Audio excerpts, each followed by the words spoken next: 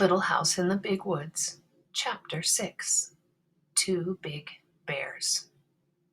Then, one day, Pa said that spring was coming. In the big woods, the snow was beginning to thaw. Bits of it dropped from the branches of the trees and made little holes in the softening snowbanks below. At noon, all the big icicles along the eaves of the little house quivered and sparkled in the sunshine, and drops of water hung trembling at their tips. Pa said he must go to town to trade the furs of the wild animals he had been trapping all winter. So one evening, he made a big bundle of them. There were so many furs that when they were packed tightly and tied together, they made a bundle almost as big as Pa. Very early one morning, Pa strapped the bundle of furs on his shoulders and started to walk to town. There were so many furs to carry that he could not take his gun. Ma was worried, but Pa said that by starting before sunup and walking very fast all day, he could get home again before dark. The nearest town was far away.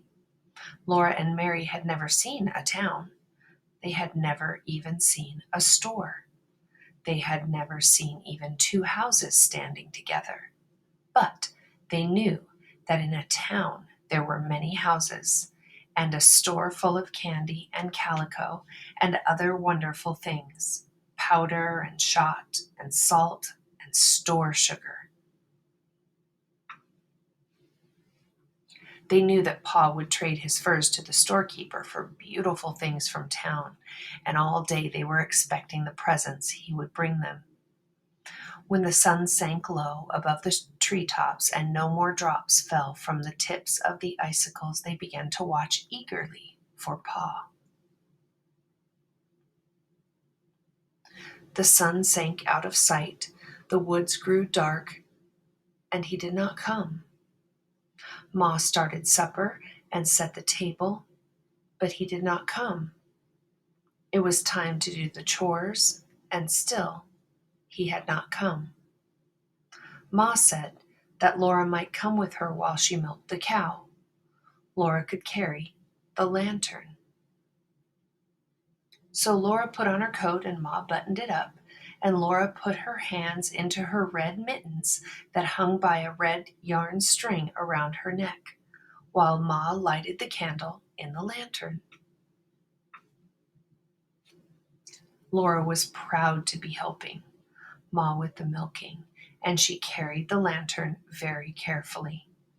Its sides were of tin, with places cut in them for the candlelight to shine through.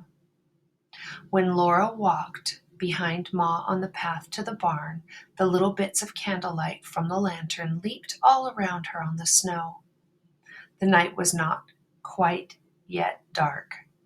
The woods were dark, but there was a gray light on the snowy path, and in the sky there were a few faint stars.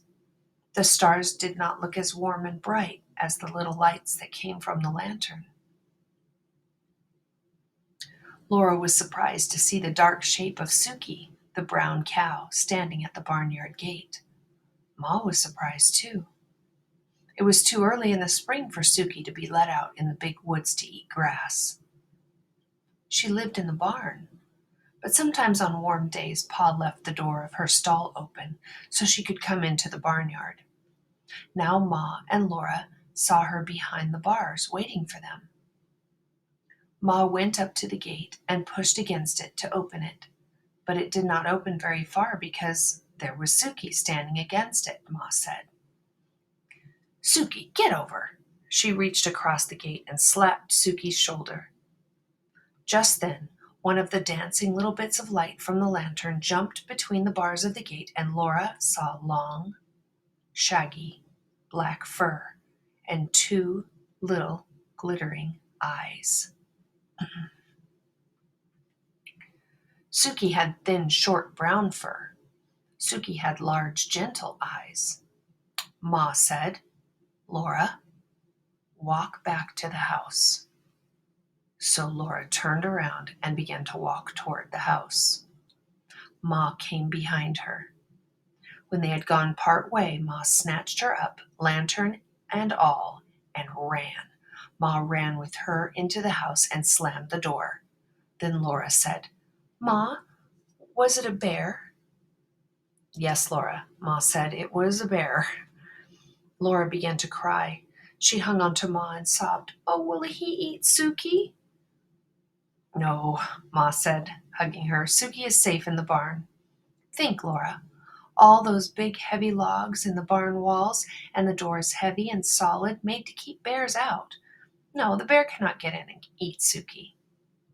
Laura felt better then. "But he could have hurt us, couldn't he?" she asked. "He didn't hurt us," Ma said. "You were a good girl, Laura, to do exactly as I told you, and to do it quickly, without asking why." Ma was trembling and she began to laugh a little. "To think," she said, "I slapped a bear." Then she put supper on the table for Laura and Mary. Pa had not come yet. He didn't come. Laura and Mary were undressed and they said their prayers and snuggled into the trundle bed. Ma sat by the lamp, mending one of Pa's shirts. The house seemed cold and still and strange without Pa. Laura listened to the wind in the big woods. All around the house the wind went crying through as though it were lost in the dark and the cold. The wind sounded frightened. Ma finished mending the shirt. Laura saw her fold it slowly and carefully. She smoothed it with her hand. Then she did a thing she had never done before. She went to the door and pulled the leather latch string through its hole in the door, so that nobody could get in from the outside unless she lifted the latch. She came and took Carrie, all limp and sleeping, out of the big bed. She saw that Laura and Mary were still awake, and she said to them, "Go to sleep, girls. Everything's all right. Pa will be here in the morning." Then she went back to her rocking chair and sat there rocking gently and holding baby Carrie in her arms. She was sitting up late, waiting for Pa, and Laura and Mary meant to stay awake too till he came, but at last they went to sleep. In the morning, Pa was there. He had brought candy for Laura and Mary, and 2 pieces of pretty calico to make them each a dress. Mary's was a china blue pattern on a white ground, and Laura's was a dark red with little golden brown dots on it. Ma had calico for a dress too. It was brown, with a big feathery white pattern all over it. They were all happy because Pa had got such good prices for his furs that he could afford to get them such beautiful presents. The tracks of the big bear were all around the barn, and there were marks of his claws on the walls. But Suki and the horses were safe inside. All that day the sun shone, the snow melted, and little streams of water ran from the icicles, which all the time grew thinner. Before the sun set that night, the bear tracks were only shapeless marks in the wet, soft snow. After supper, Pa took Laura and Mary on his knees and said he had a new story to tell them. The story of Pa and the Bear in the Way. When I went to town yesterday with the furs, I found it hard walking in the soft snow. It took me a long time to get to town, and other men with furs had come in earlier to do their trading. The storekeeper was busy, and I had to wait until he could look at my furs. Then we had to bargain about the price of each one, and then I had to pick out the things I wanted to take in trade. So it was nearly sundown before I could start home.